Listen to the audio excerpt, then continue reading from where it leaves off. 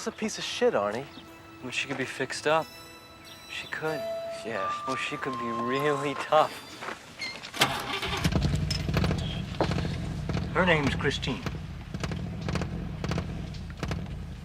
I like that. Bonjour à toutes et tous, soyez les bienvenus sur la chaîne. Aujourd'hui nous allons faire, donc comme vous avez pu le constater avec l'introduction, une vidéo par rapport à un véhicule emblématique dans le cinéma, emblématique dans la pop culture. Je veux bien sûr parler de Christine. Donc j'ai une réplique 1/18 à vous montrer. Le 1/18, c'est généralement ce que je collectionne en échelle d'un point de vue automobile. J'ai déjà fait quelques reviews sur Herbie, la voiture de Mad Max, la voiture de Batman de 1989, etc., etc. Nous allons d'abord commencer par regarder la boîte et analyser un petit peu tout ceci. Comme vous pouvez le constater, j'ai déjà retiré la voiture parce qu'elle n'est pas si simple à sortir de là. Alors, il s'agit de Christine, mais ceux qui connaissent un petit peu, donc s'il y a du gazon ici, et on verra avec les photos, il s'agit de Christine en version épave. Donc de cette voiture-ci, il existe plusieurs versions. Je possède également la version vitre teintée, ou version d'attaque pour ceux qui préfèrent. Une version normale avec des vitres claires où on voit clairement à l'intérieur de la voiture. Et cette fameuse version épave. Alors, c'est la société AutoWorld qui fait ceci. C'est même encore écrit là, AutoWorld. Christine, An Evil 1958 Plymouth Fury, donc Plymouth Fury c'est la marque de la voiture. Adult Collectible pour 14+, donc 14 et plus. Quelques images ici, on va y revenir. Et alors il y a quand même le sens du détail. Donc 1/18, oui. Et alors die cast, donc die cast ça veut dire que c'est en métal. Mais si vous remarquez quand même, ils ont insisté en mettant le rouge sur le mot die. Die comme meurt tellement cette voiture est méchante. Au fond, je ne sais pas si on voit bien, je pense que oui. Vous avez une sorte de fond dans laquelle Arnie découvre Christine pour la première fois dans le film, donc c'est vraiment une espèce de décharge. Il y a un monsieur qui habite là et qui lui vend la voiture. Au-dessus, donc vous avez Christine encore une fois, Silver Screen Machines, avec quelques images. Donc on voit ici Christine au loin, une photo Christine un peu plus proche, où elle est donc avec de la mousse qui lui pousse des herbes, etc. Encore ici où elle est toute explosée et qu'elle va au garage d'Arnell. Ça c'est vers la fin du film. Alors ici logiquement vous aviez l'avant de la voiture, ils ont quand même allumé les phares. Vous avez le Mucci aussi qui va se faire écraser. Au dos encore une série de photos ici. The Sale from George LeBay, Christine. Donc Arnie Cunningham crie à son meilleur ami Stop the car, Dennis, stop the car, donc arrête la voiture, reviens. Et alors au fond d'un garage se trouve pour $300 la voiture Christine. Arnie en tombe en fait immédiatement amoureux, il veut cette voiture et petit à petit voilà, il va se faire posséder par la voiture. Quelques images encore ici. AutoWorld sur le côté. Alors Christine, qu'est-ce que c'est? Donc c'est un film de John Carpenter sorti en 1983, mais c'est aussi tiré du roman de Stephen King sorti la même année. Donc Stephen King dans les années 80, il avait quand même fait beaucoup de livres qui ont vraiment bien marché, même encore avant, quand on pense à Carrie, Cimetière, Christine, Ça par exemple. Eh bien, dans les années 80-90, tous les romans de Stephen King, pratiquement, ont été adaptés au cinéma, avec du succès selon les uns et les autres, et quelques différences par rapport entre ce qu'il y est écrit et ce que nous voyons à l'écran. Par exemple, dans Christine, un des principaux changements est le fait que, dans le film, la voiture est possédée naturellement, c'est une voiture méchante naturellement, tandis que dans le livre, il y a le cadavre du propriétaire à l'arrière, sur la banquette arrière, qui se décompose, etc. Son esprit est là, et qui influence en mal Arnie Cunningham. Il y a d'autres changements, mais bon, on pourrait passer 2 heures à faire une vidéo complète sur tous les changements entre le roman et le film. Après cette introduction, je vous propose donc de passer à la découverte et à l'analyse de la voiture.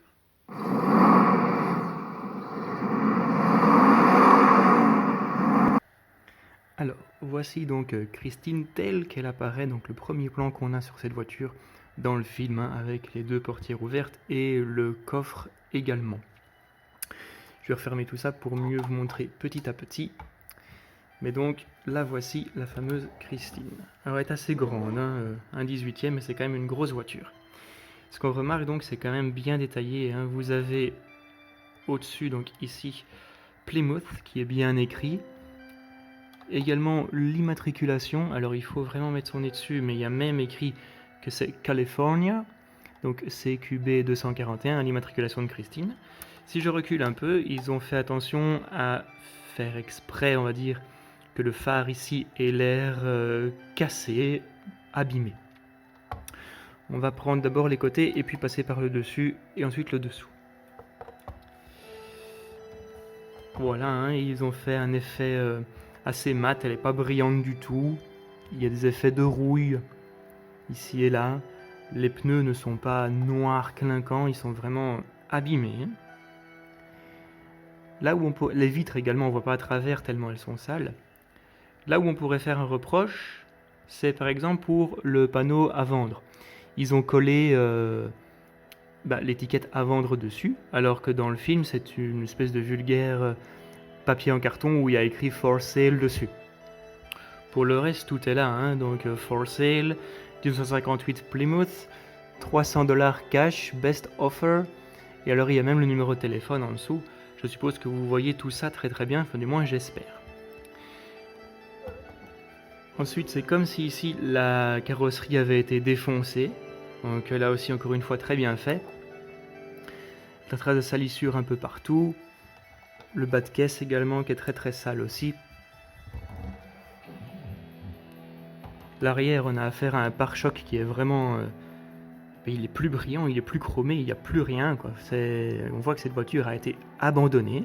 Plymouth, encore une fois, écrit. L'immatriculation, toujours. Et sur l'autre côté, vous avez la même chose.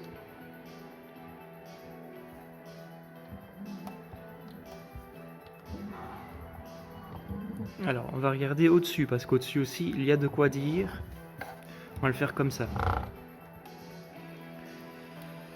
Le capot abîmé avec de la peinture qui manque, vraiment terne, complètement passé.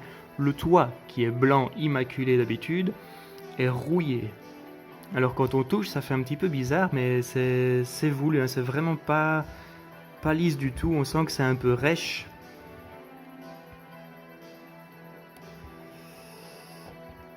Alors si on ouvre, là il faut faire attention parce que c'est assez fragile, voilà.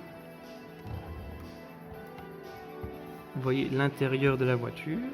Je vais essayer d'en m'en approcher un petit peu.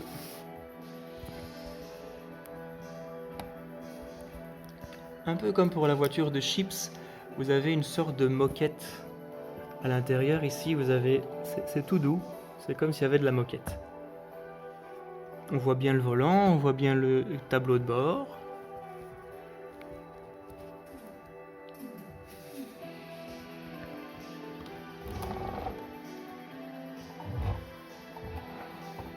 Si on ouvre ici, alors là on voit jamais hein, dans le coffre, mais bon, ça s'ouvre aussi, donc tant mieux.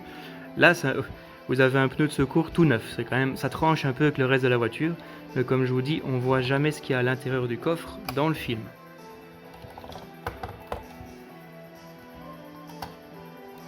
Même chose ici aussi.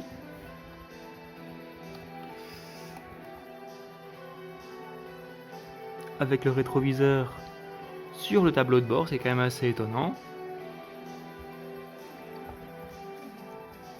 Et alors on va voir ce qu'elle a sous le capot. Le volant est apparent, hein, donc on voit quand même si les vitres sont dégueulasses, on voit quand même à travers.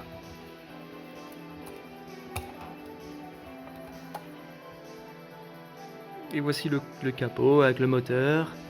Pas très propre certes, mais bon. Elle a l'air d'être en état de fonctionnement. Alors, si on prend ici, vous verrez que les roues tournent également. Donc ça, c'est un bon point. Voici le dessous de la voiture.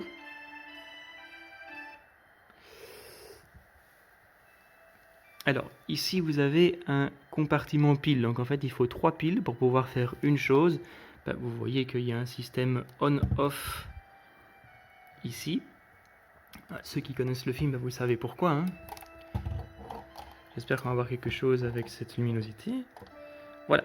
Où il est capable donc d'allumer les phares de la voiture. Généralement, quand elle allume ses phares, c'est pas bon signe pour vous puisque vous allez être attaqué par Christine. La voici sous différents angles.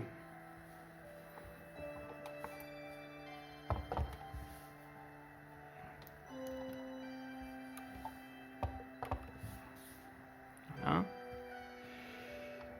Et alors on va la remettre comme elle était au tout début de vidéo. Vraiment c'est très fragile, hein. Ici les poignées de porte, faire attention à ça. Alors ce que nous allons faire maintenant, donc c'est un petit posing autre de cette voiture avec une musique de fond, et je vous retrouve tout de suite après.